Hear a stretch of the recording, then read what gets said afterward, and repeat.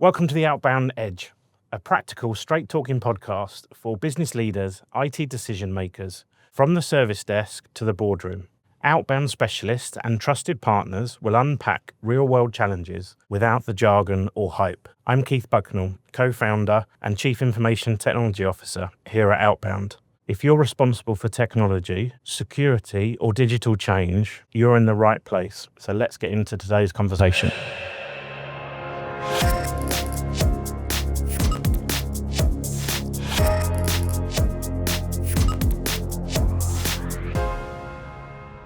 Hi everyone, and welcome to the next episode in the Outbound Edge, our podcast series, where we'll be diving into technology and investigating and sharing some of our experiences with you, with our staff, and with our vendors. This episode, we're going to be talking about risk management, seeing around the corners. What does that mean? And we're joined by Stephen, our own CISO or Chief Information Security Officer. So Stephen, welcome back. Hi, Keith. Thanks for joining again. So, in other episodes, we've talked a little bit about ISO, cyber essentials. We've talked about not using risk and audit and compliance and information security as a tick box exercise, but really focusing on risk management. What is it? Risk management, it kind of says what it says on the tin, really, to be honest. It's managing risk, if I can sort of flip it on its head. Any risk or just IT? In cybersecurity, it's looking across the board. To be fair, I mean that's where the terminology is. Where you've got cybersecurity and information security, you've got kind of the two terminologies. Where cyber's more, I mean, back in my day, it was just information security because the internet was really not a thing. Yeah. And then obviously internet comes along. We go, oh, we've got cybersecurity now because everything's in the cloud and it's all cyber. So risk management is a through life process of looking at risk. Is analyzing your risks. It's treating your risks. It's risk mitigation, and we can sort of cover some of those sort of areas in detail. But it's understanding. If you're going to be doing something, so you could be doing risk management from the point of view that you're going to be introducing a new project, a new tool or something like that, taking on a new supplier, and you need to do a risk assessment against them to manage the risk of bringing them on board or bringing a new project on board, and what are the risks with that. And those risk assessments, are they just like a paper exercise? No, Okay. They are, I would say, anything than a kind of a paper exercise, or maybe, as you said, like a tick box exercise. It's a through life exercise that you need to do. You need to understand the risk. So you're looking at sort of the cause of the risk, Yep. and the event of the risk and the outcome of that risk as well. And So is it more about walking people through scenarios and explaining?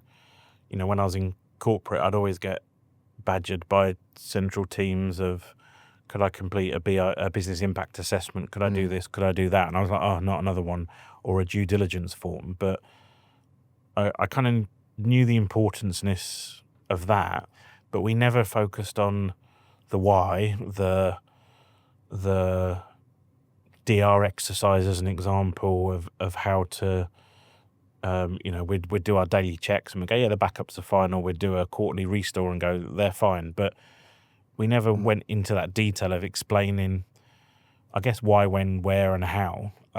Is that kind of where you're thinking more of? And yeah, I mean, I have people sort of come to me in the past and they'll go, I've got a risk for you. It needs to go on the risk register.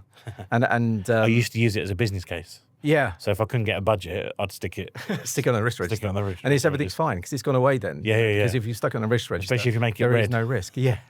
Yeah, exactly. And there is that misconception. Oh, we've got a risk. Like a data protection officer will come to me and say, well, we're putting data in this location. It's a risk. It needs to go on a risk register. Yeah. And I go, well, walk me through that. Tell me what is the actual risk? What's the cause? What's the event? What's going to happen?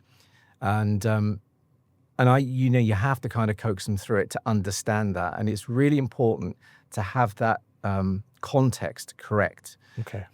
Because otherwise you don't understand, what is the risk. So for example, if you do X, Y, and Z, this will happen, which will then event in an outcome of fines. You'll have fines, or data will be lost, and we'll lose clients. So reputational risk. So you kind of have to then understand the context of that. And then once you understood the context of that, then you can understand about doing your risk treatment and your risk mitigation and your risk controls around that. Yep. So there's a lot to risk. Risk isn't, just a risk register, a pretty risk register that somebody puts a risk on, and because it's on there, it's gone away. You have to, kind of nurture, that risk. You then have to keep going back and making sure that you're doing actions to keep trying to bring that risk down. You might, for example, have a risk tolerance. So in companies, they can set a risk tolerance level. Right. Yeah. And say, okay, anything of this score and below, that's our risk tolerance. We will tolerate that level of risk. And is there a standard to it, or does it depend on? It really depends on the risk appetite. Okay. And ordinarily, the person that would set the risk appetite within the business, obviously with a steer from a security professional, would be a designated senior information risk owner or risk officer. So that would normally be a board level individual. That would be, say, like a CEO or something like that. They would be the CIRO. So they have significant seniority within the business. So it's kind of, it's their risk to take, because, if a breach happens, it's their neck on the line. It's their business. They are ultimately holding that risk. So they are the senior information risk owner. And they would normally set that risk tolerance. So a security professional would sit with them, and you would then explain how to set those risk tolerance levels, and what level of risk appetite have they got. Are they a risk adverse kind of individual? Where does that sit? A little bit like if you're dabbling with stocks and shares, Yep. sort of, what level of risk Yeah. do you Low, want to medium, take? high. Yeah, exactly that. And do you find a lot of those people in those positions are willing to do that and cooperative, or is it more of a hearts and minds type of thing to win them over? It is. I think the most important thing to do is, and sometimes I've been into organizations and done some consultancy working with them and said, okay, well, what's your risk tolerance? What's your risk appetite? What have you set this at? And they don't have a clear understanding of why they've set it. Right. It is that kind of wet finger in the air. We think it's about here. Okay. So they don't really kind of understand the thinking behind doing that, and really the impact behind that as well. Because if you go through a risk register and you go through risk treatment and you go, okay, it's come out of this, and that's within our risk appetite, you're going to think no further than, okay, well, that's fine. We can just tick that off and just kind of move on. Where obviously if it sits outside that, you need to treat that. Do you tolerate it? Do you treat it? Do you avoid it? Do you mitigate that risk in some way? So I think it's really important that you do have kind of those risk statements that are kind of signed off by that senior information risk owner. They can delegate responsibility down. So in an organization, they're really busy. They want to delegate a level of risk. Yep. So you can have risk delegated down, say, to an information security officer if you've got one, and they can accept risk on behalf of the CIRO. So Got you. there's lots of different moving parts, little mechanisms to doing risk properly. And this can be as simple as just knocking up an Excel spreadsheet. It doesn't need to be one of these GRC, governance, risk, compliance solutions, or boiling the ocean with some scientific formulas. It can just be Excel with a bit of narration around what that formula, what that risk appetite and tolerances are. Yeah, completely. I've always to be honest, put my hand up. I've always been a big fan of Excel, and I will. Don't I know it? Yeah. And because it works and it's configurable. And the thing is with the GRC tools, so the government's risk and compliance tools that are out there, there's some fabulous tools out there. But when it comes to risk management and having their sort of 5x5 risk matrix, likelihood, etc., they're not as configurable as an Excel spreadsheet. So if you've got an Excel spreadsheet, it's really configurable. You can add columns, obviously, and you can configure it to your needs and how it works. But that is all you need. You can get through compliance audits with that. To ISO 27001, you can breeze through a 27001 audit if you've really got a very good risk register and risk treatment plan in an Excel spreadsheet. Perfectly acceptable. Long as you can demonstrate that you're managing your risk, you understand risk, and you're reviewing risk as well. I think that's really important. It's not a fire and forget. Like I said, it's not just stick on a risk register. Common theme. Absolutely fine. We can just walk away with that now. So, and any different in your experience? Any difference between IT risk, business risk? The two apart, the two together, the never the twain shall meet sort of thing. Yeah, they are intertwined. I think it's the language. I think is different, and should they be intertwined? Actually, I think that, absolutely, they should be. They should be intertwined. It's just a different language, and it's a different viewpoint. So one looks down a different end of the lens, I would say.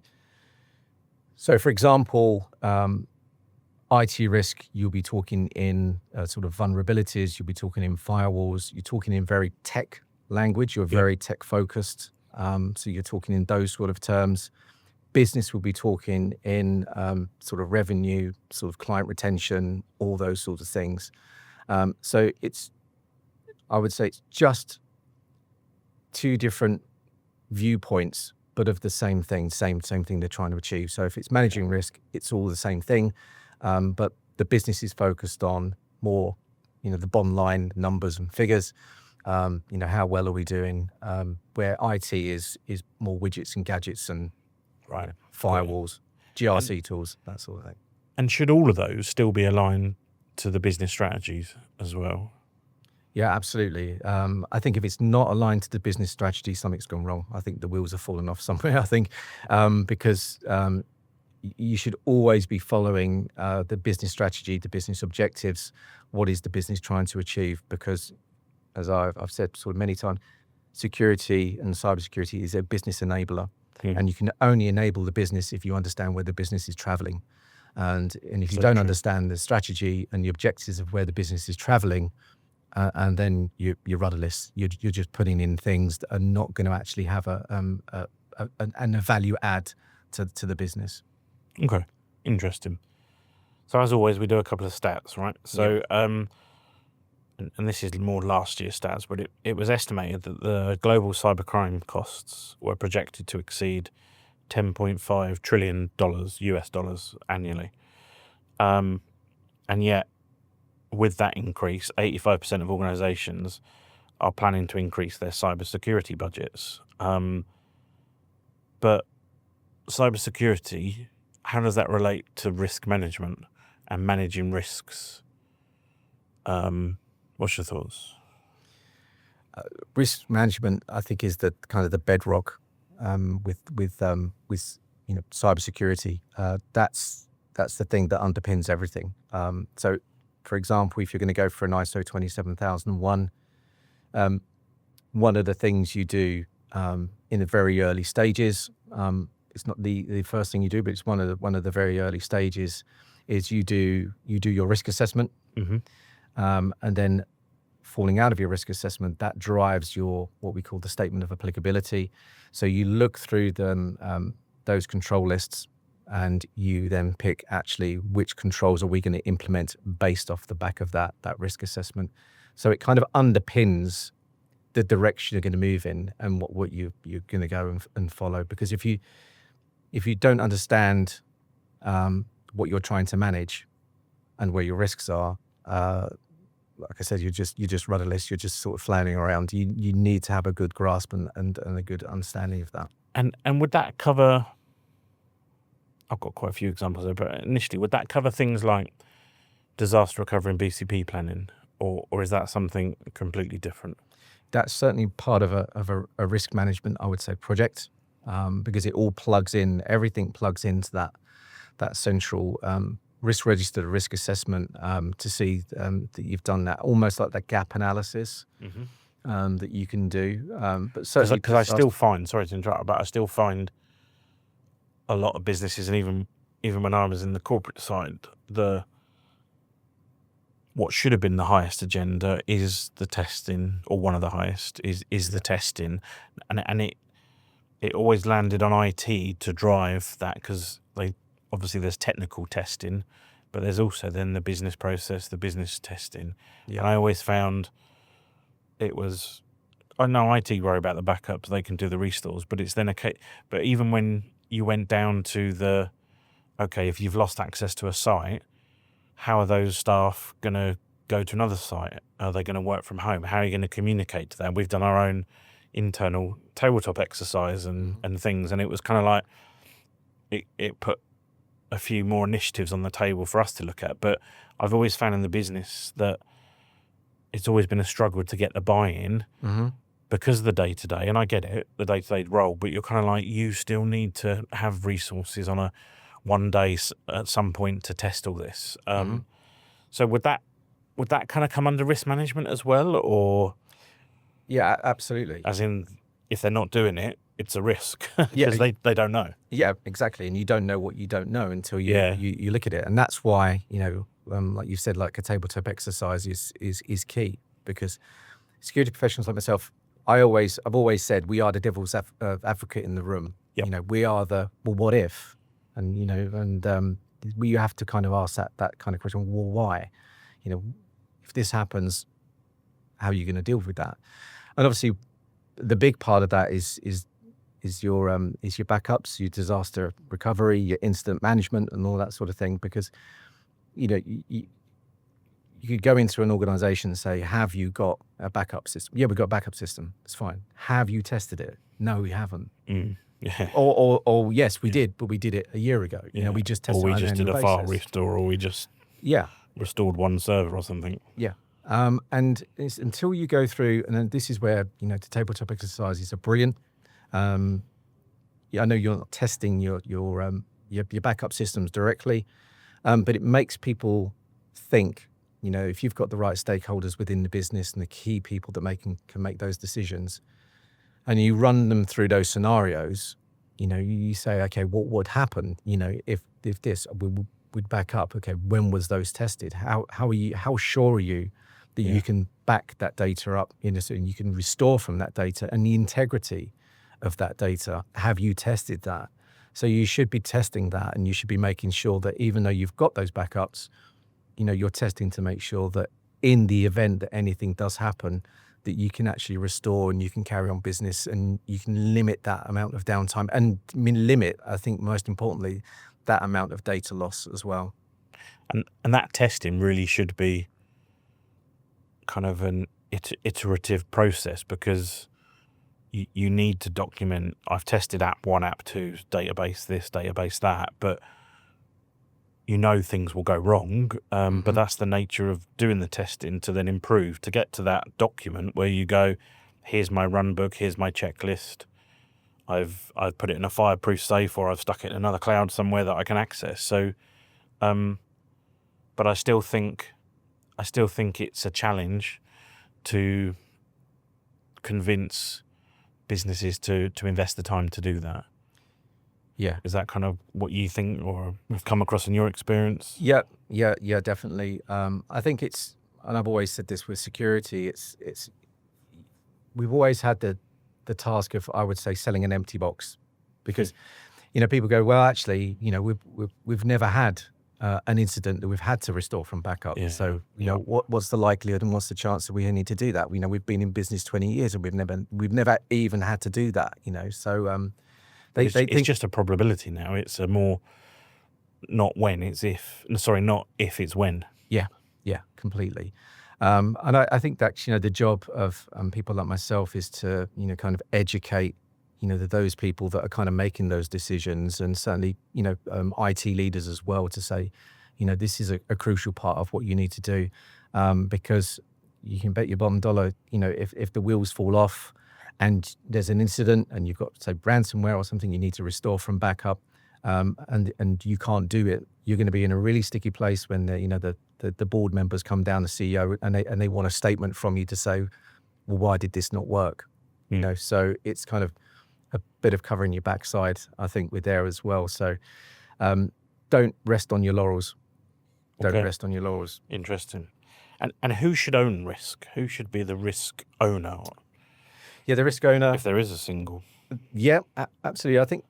Risk owners, we're all risk owners to an extent. If we've got access to data, if somebody sends us a document, or a file, although they own it, we are the custodians, of that data once we've received that. I think it's really important that people do understand the roles of risk within the organization. So the CIRO, so the senior information risk owner, would be the board level. They've got the big enough shoulders, to sort of burden the weight of being a risk owner. At that senior level, they can make those risk decisions. They can sign off at those levels. Like I said, they can delegate risk down to the chief information security officer if they wish, for more the day-to-day, so they don't get sort of bogged down in making those kind of risk decisions. The CIRO can actually, the CISO can actually do that on their behalf.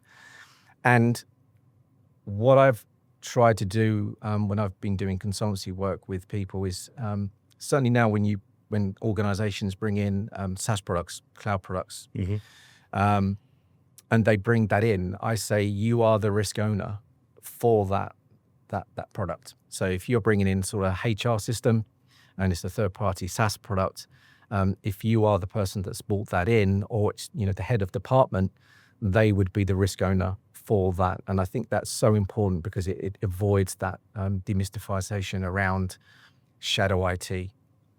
So you've got a responsible person doing that. It's not IT's responsibility, it's that. Yeah. And that's where there's clear distinctions between what IT risks manages and owns, and what then a department or an arm and a leg of a business, like say, for example, the HR department, we've got this new SaaS product, it's all nice and shiny, we can do all our work through here, it's going to be great and fantastic.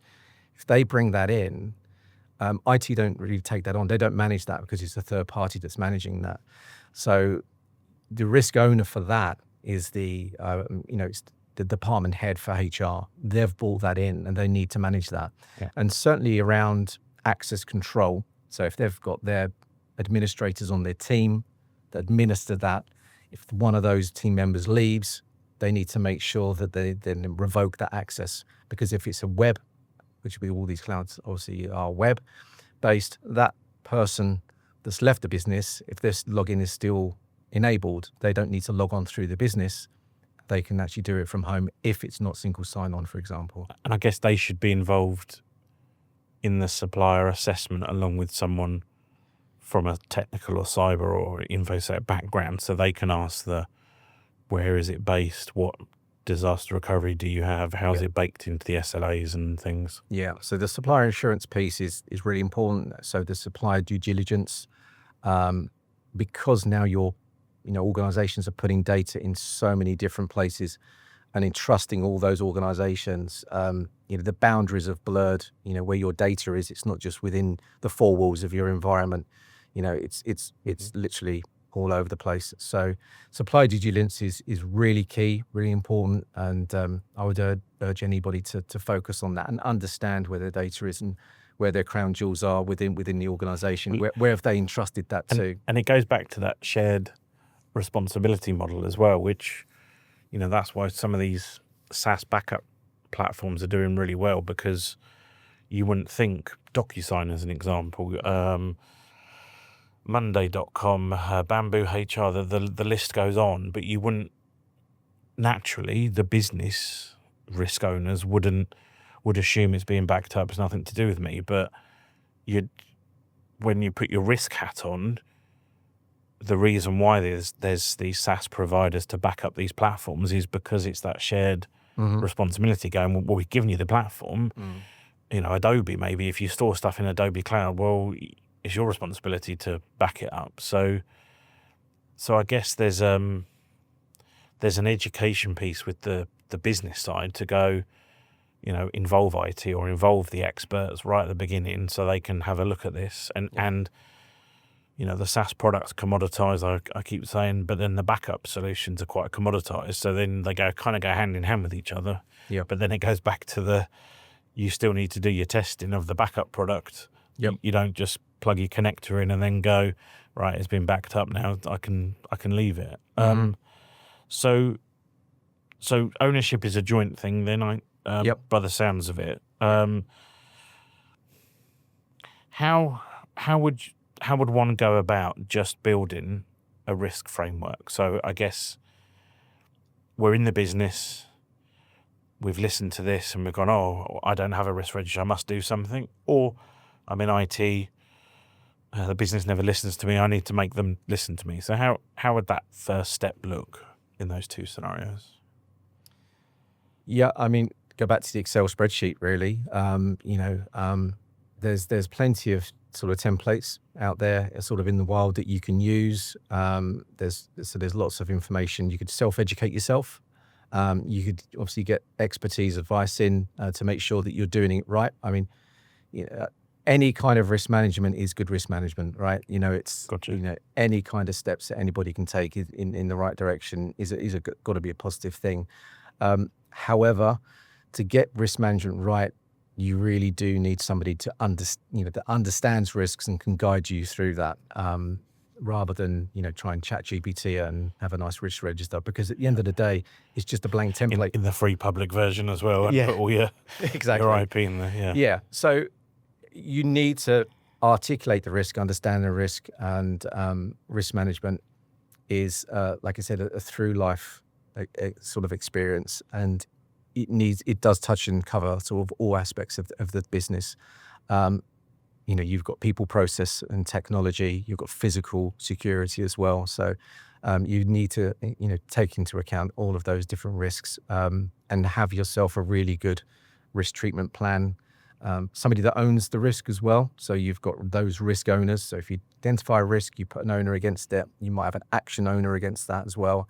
And escalate risk as well. So if a risk is, you think actually this is something that is if it blows up, it's really serious, and we need these controls. Like we need to be testing that backup, because that's one of the biggest risks that we face. Make sure that's escalated. Make sure that that's vocalized and it's understood, and get that buy-in as well from the top level management to make sure that risk gets mitigated and controlled to an acceptable level. I don't think you can ever get rid of risk completely. No. Certainly not within the cyber field. I know people always say, we take risks every day walking across the road to get hit by a car. You could argue, well, if they close the road off and you cross the road, you're never going to get hit by a car, so you've eliminated the risk. But I think with cybersecurity, certainly while we're connected to the internet, that's never going to happen. You'd have to unplug it from the internet. You'd have to air gap it, and you'd have to have one log on from one user. Yeah. And do you think, in another episode we talked about AI, so do you think AI is changing the landscape or accelerating it, de-accelerating it? From a risk perspective, it's just another risk challenge. Before we had cloud, like I've kind of mentioned previously, the biggest risk, I remember when I first started, it was USB sticks. It's like, wow, we've got these things called USB ports. We can plug, people are going to plug, a USB stick in, they're going to, rip all the data off the systems and sort of leave with a big, a big USB stick full of information, or they're going to bring something into the company like a USB stick from home, and they're going to bring a virus in. Obviously, things change, things move on. We had them mobiles, and everybody was thinking about Blackberries. Oh my God, we've got these mobile devices now. So what ahead do we of do the with time. that? The film was great as well, actually, the documentary or the film about it. Yeah, it was fantastic. And now we've had cloud, and we're just sort of on the cusp of AI, and we've heard of like sort of Elon Musk with his big AI sort of data centers and stuff, and what's happening. So Yeah. it's not going away. It's something we need to look at, and we need to take into account that risk. And I think one of the biggest risks that we've coming over the hill is with identity, with AI, because AI will be used to fake identities, and I think that's where the human and the sort of the robot, or you can call AI as kind of a robot, I think that's where it's going to be blurred. So people will be using AI as a fake identity. Definitely. Yeah. I mean, it's probably happening already. There's ways that you can sort of do that. So I think that the trust level model will change. And is it really you? I think that's where AI is going to pose one of the biggest threats. And interestingly, we're doing the FIDO, the pass keys, the hardware. I know there's software, but there's hardware pass keys. Do you remember the old RSA token days? Yeah. It's like we're on one side we're going forward, the other side we're going back, and you go, oh my god, I've lost that, and then that's USB. So then you're back to square one. Yeah. But it changes and moves. There's quantum computing, Yeah. as well. So you've got quantum sort of encryption, and so that's why I've always found this kind of role really exciting, is because technology is not static. It doesn't stay the same, and it constantly evolves. And as it evolves, so does the threats and the risks.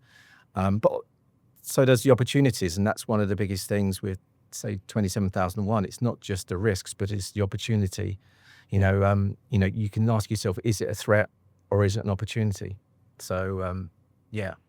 So speaking about opportunities, so I'm a business owner. I've listened. I've wanted to do cyber essentials. I don't have a risk management framework, but I need to know my risks. Where do I go? You can bring expertise in house. You can go to somebody that has done cyber essentials. They do cyber essentials. They advise people on cyber essentials. You can try and wing it on your own. You can try and do that. However, cyber essentials is not as easy as it used to be. It's not, as I've said before, that's kind of self-licking lollipop that you just go through and you go, yep, tick, tick, tick, tick, tick. More Mr. Whippy now. Exactly. And it's just a lot more, it's a lot more stringent. And so I think if you want to, get yourself through cyber essentials, you want to get yourself a good risk management framework, go and speak to people that understand it and work within that field. Don't try and fudge it, because, unfortunately it's just one of those things that you just can't actually, because of technology being so complex, there's going to be things that you'll miss, where if you get a proper security professional in, they'll look at all avenues and they'll make sure you're covered, and they'll give you that nice, warm, cozy feeling that you're doing the things that you should be doing. Sounds good. Great. Any closing thoughts? I kind of said it before, but I'll kind of say it again. See security as a business enabler. It will win you business.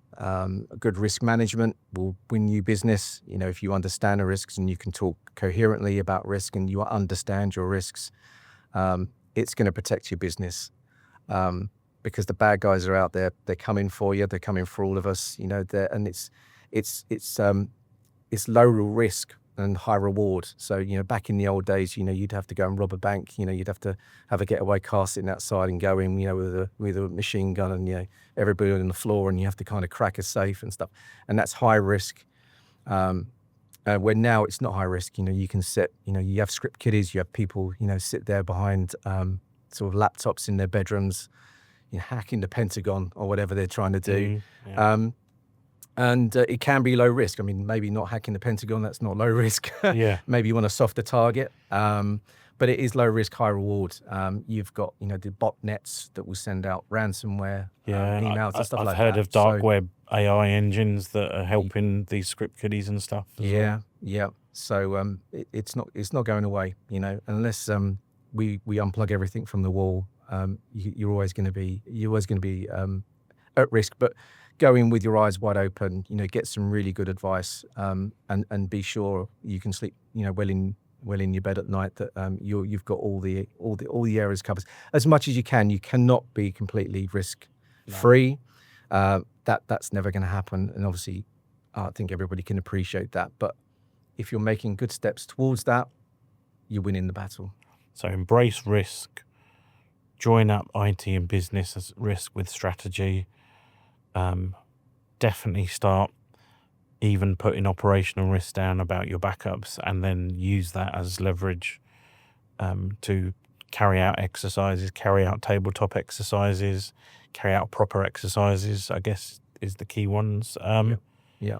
And don't see it as a business from that. overhead as well. Yes. You know, I mean, a lot of time they go, well, actually, you know, it's pulling, you know, Jack, John and Jane away from their day jobs because they're having to sit there and do this. Well, it was really interesting when exercise. we did it. So like, I've done loads of them before, and it was a bit of a, in the corporate world, it was a bit of a, here we go, let's drink more coffee and try and listen. But understood it. But everyone else in the business never didn't, and they found it thoroughly, really interesting to walk through those what if scenarios. And I know we're gonna expand it to the rest of our team as well, so then they can experience that. But actually, it is beneficial because there are things you don't think about.